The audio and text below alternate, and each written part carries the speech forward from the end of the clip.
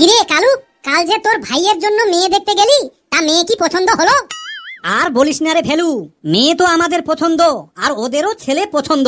কিন্তু হঠাৎ একদিন মেয়েটা আমাকে ফোন করে বলছে, হ্যালো দাদা, আমাদের অনেকদিন আগেই কোর্ট ম্যারেজ করা আছে আর আমার বাবা সেটা জানেন না। দয়া করে আপনার ভাইয়ের সাথে আমার বিয়েটা বন্ধ করে দিন দাদা। ভাবতেই অবাক লাগছে, কি যে দিনকাল আসলো। যে বয়সে আমাদের দাঁত ভাঙতো, সেই বয়সে নাকি এখনকার ছেলে মেয়েদের হৃদয় ভাঙে। তোরা সবাই চুপ কর, স্যার আসছে। কিরে, তোরা সবাই ভালো আছিস তো? স্যার, আমরা ভালো না থাকলে স্কুলে আসলাম কি করে? যত সব। তা হারে কালু, আমার ছেলের বিয়ের নিমন্ত্রণ দিতে গিয়ে তোকে বারবার করে বলে আসলাম তোরা স্বামী স্ত্রী দুজনেই আসবি। আমি সেদিন দেখলাম তুই একাই এসে খেয়ে গেলি, তোর স্ত্রীকে নিয়ে আসলি না কেন? স্যার, কার বউ কেমন জানি না, কিন্তু আমার বউয়ের একটা বদ অভ্যাস হলো, কোথাও সঙ্গে করে নিয়ে যেতে চাইলে সাজগোজ করতে অনেক দেরি করে ফেলে। আর আমি একটু তাড়াতাড়ি সাজতে বললে সাপের মতো ফোনা তুলে ফস ফস করে। স্যার, আপনার ছেলের বিয়ে খেতে যাব দেখে আমার বউকে বললাম, অমনি বউ আনন্দে আমাকে ঘরের বাইরে রেখে সাজগোজ শুরু করলো। কিছুক্ষণ পর দরজায় ঠোকা দিয়ে বললাম, কি গো, হলো তোমার? অনেক দেরি হয়ে যাচ্ছে, ঘড়িটা দেখেছো কটা বাজে? বউ তখন আমাকে বলল, এই তো শাড়ি পছন্দ করছি, তারপর চুল বাঁধবো আর একটু মেকআপ করব। কিছুক্ষণ পর আবার আমি দরজায় ঠোকা মেরে বললাম, কই গো, হলো? অনেকক্ষণ হয়ে গেল যে। বউ বলল, হ্যাঁ বাবা, হ্যাঁ হয়ে গেছে, আর একটু দাঁড়াও। স্যার, এই আর একটু করতে করতে প্রায় 1 ঘন্টা পর ঘর থেকে বেরিয়ে যখন আমাকে খুঁজে পাইনি, তখন মুখ ফুলিয়ে বসেছিল।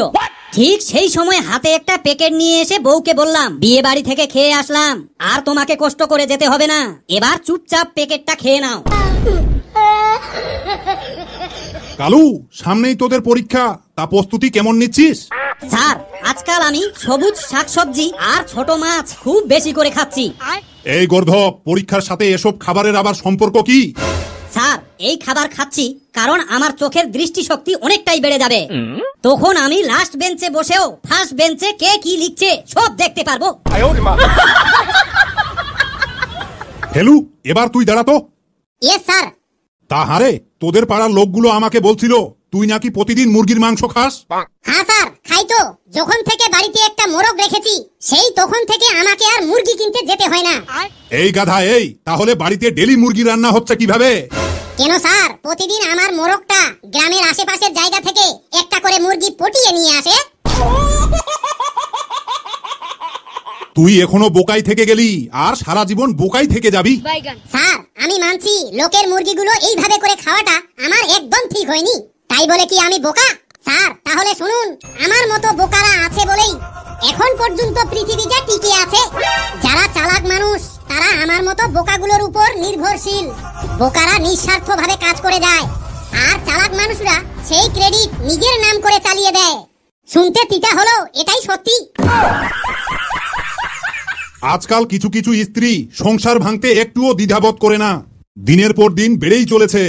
এই বিষয়ে তুমি কি বলতে চাও? স্যার, আমি সকল স্বামীদের বলতে চাই, যে পুরুষের পাঁজরের বাঁকা হাড় দিয়ে তার সহধর্মিণীকে তৈরি করা হয়েছে, তাই আমি মনে করি বউয়ের কোনো ভুল হলে তাকে দোষ না দিয়ে ঘরের এক কোণে ঠান্ডা মাথায় বসে ভাববেন আপনার হাড়ের কোয়ালিটি কত খারাপ। পেচি, এবার তুই দাঁড়া। Yes sir. তোর বাবা আমাকে বলছিল তোর দিদি নাকি একটা ছেলের সাথে পালিয়ে বিয়ে করেছে। হ্যাঁ স্যার, আপনি একদম ঠিক শুনেছেন। দিদি পালিয়ে গিয়ে তার পছন্দের ছেলেকে বিয়ে করেছে। ঠিক 7 দিন পর দিদি যখন বাড়ি ফিরল, আমার বাবা দিদিকে রাগ করে বলল, তুই যেদিন থেকে পালিয়ে আমাদের মুখে চুনকালি মেখে গেছিস, সেই দিন থেকে তুই আমার কাছে মারা গেছিস, আবার আমার বাড়িতেই ফিরে আসলি, তোর কি কোনো লজ্জা করে না? এবার আমার মা বলল, এত বড় ভুল তুই কি করে করতে পারলি? হ্যাঁ, তুই একবারও আমাদের মান সম্মানের কথা চিন্তা করলি না?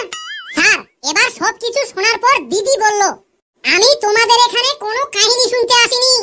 আমি যখন তাড়াতাড়ি করে পালিয়ে গিয়েছিলাম, তখন আমার মোবাইলের চার্জারটা নিতে ভুলে গিয়েছিলাম, আর ওটাই আজকে নিতে এসেছি। হাবলু, এবার তুই দাঁড়া।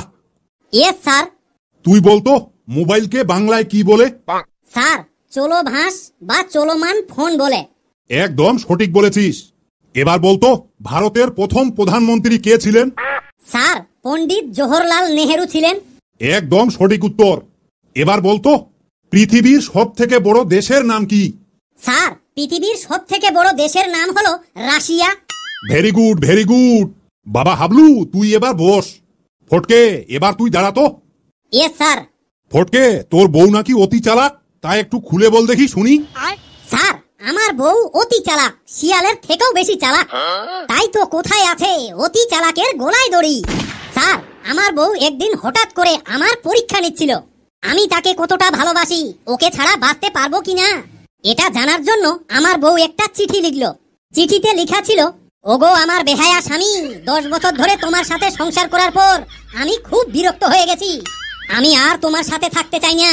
তুমি একটা ছাগল, তোমাকে ছেড়ে আমি সারা জীবনের জন্য চলে গেলাম। স্যার, আমার বউ চিঠিটা লিখে টেবিলে রেখে নিজে খাটের নিচে লুকিয়ে থাকলো। এবার সন্ধ্যার সময় আমি যখন বাড়ি আসলাম, আসার সঙ্গে সঙ্গেই চিঠিটা হাতে নিয়ে পড়লাম। পড়ার পর আমিও চিঠিটাতে ঘষ ঘষ করে একটা লাইন লিখে চিঠিটা আবার টেবিলে রেখে দিলাম।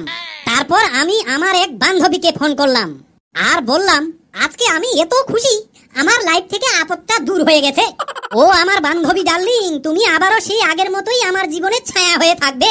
আমার কালনাগিনীটা আমাদের দুইজনের মাঝে আর বাধা হয়ে থাকবে না। ডার্লিং, তোমার যখন খুশি তুমি আমার বাড়িতে চলে আসবে। স্যার, তারপর আমি ফোনটা রেখে বাড়ির বাইরে গিয়ে জানালা দিয়ে দেখে থাকলাম। এদিকে দেখছি আমার বউ কাঁদতে কাঁদতে খাটের নিচ থেকে বের হলো আর বিড়বিড় করে বলছে, এমন একটা কুলাঙ্গার স্বামী আমার, তার আবার একটা বান্ধবীও আছে।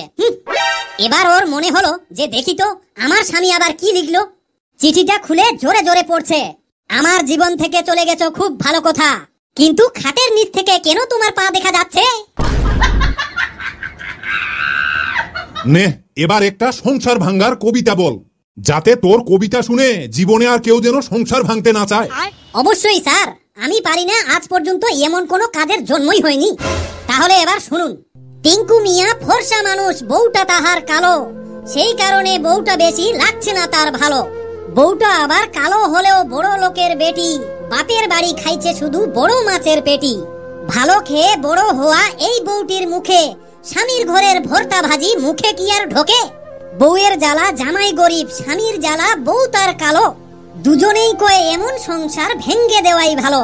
দুজনেই এবার ভুলে গিয়ে তাদের 2 বাচ্চার কথা, সোনায় গোড়া সংসারটার আজ ভেঙে দিল মাথা। নিজের দোষে পথ হারিয়ে বেঈমান এই নারী, নিজেই নিজের ঘর ভাঙিয়া গেল বাপের বাড়ি।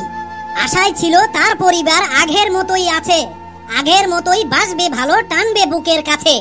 বাপের বাড়ি গিয়ে দেখে ভাবনাটা তার ভুল, ভাই ভাবিদের কাছেও এখন পায় না তেমন কুল। কোথায় কোথায় বাড়ির লোকে কাটা দেয় গায়ে, এদিকে পাড়াপড়শিরাও আবার কাটা ঘায়ে লবণ দিয়ে যায়। ভাই ভাবিদের কাছ থেকে এবার আঘাত পাওয়ার পর হাড়ে হাড়ে বুঝতে পারে স্বামীর ঘরেই নারীর আসল ঘর। সামান্য ঝগড়ায় সংসার ভাঙ্গিয়া স্বামীর ঘর হারা এই নারী, চোখের জলে বুক ভেসে যায় বসে বাপের বাড়ি। ওইদিকে তার স্বামী আবার করেছে আরেকটা বিয়ে, বিয়ে করে পড়েছে জ্বালায় বাচ্চা দুটোকে নিয়ে। এমনিতে তো বাচ্চা দুটোর মা নাই তাদের কাছে, এখন আবার সৎমা তাদের লেগে আছে পিছে। খাওয়া দাওয়া খায় না তারা, সারা দিনটাই কান্দে। বাপটা ভাবছে বিয়ে করে মনে হয় পড়ে গেছি ফান্দে। ফান্দে পড়ে বাপটা কান্দে বাচ্চা বাপের দোষে, এদিকে মাটা কান্দে ঘর হারিয়ে বাবার ঘরে বসে। এই দুঃখ কষ্টের কান্নাকাটি, এত চোখের জল, সবটা হলো অবহেলায় ঘর ভাঙ্গিবার ফল। কারো যদি ঘর ভাঙ্গিবার স্বপ্ন মনে জাগে, আমার এই কবিতাটা আরেকবার শোনো ঘর ভাঙ্গিবার আগে। ভেরি গুড, ভেরি গুড বাবা ফটকে, আমি জানতাম তুই পারবি। তাহারে এত সুন্দর কবিতাটা কোথায় পেয়েছিস? কেন স্যার, অনলাইনে পেয়েছি। বাহ, তোর বুদ্ধি আছে বটে। এই শোন, আজকে তোদের ছুটি, আমি এখন আসলাম। হেলু, এবার তুই তোর ট্যালেন্ট দেখা, যাতে তোর ট্যালেন্ট দেখে সবাই সাবস্ক্রাইব করে। Yes boss. বন্ধুরা, আমাদের ভিডিওটি কেমন লাগলো কমেন্ট করে জানাতে ভুলবেন না। ভিডিওটি ভালো লাগলে একটা লাইক দিয়ে যত বেশি পারেন বন্ধু বান্ধবীদের মাঝে শেয়ার করে দিন। বন্ধুরা, আমরা খুবই দুঃখিত, ভিডিও তো আমাদের অনেক মানুষই দেখছে, কিন্তু অলসতা করে সাবস্ক্রাইবটাই করছে না। আমি তাদেরকে হাত জোড় করে অনুরোধ করে বলছি, দয়া করে আপনারা সাবস্ক্রাইব করে দিন, কারণ আপনার একটা মূল্যবান সাবস্ক্রাইব আমাদেরকে পরবর্তী ভিডিও বানাতে উৎসাহিত করে। বন্ধুরা, আবারও দেখা হবে নতুন কোনো হাসির ভিডিওতে।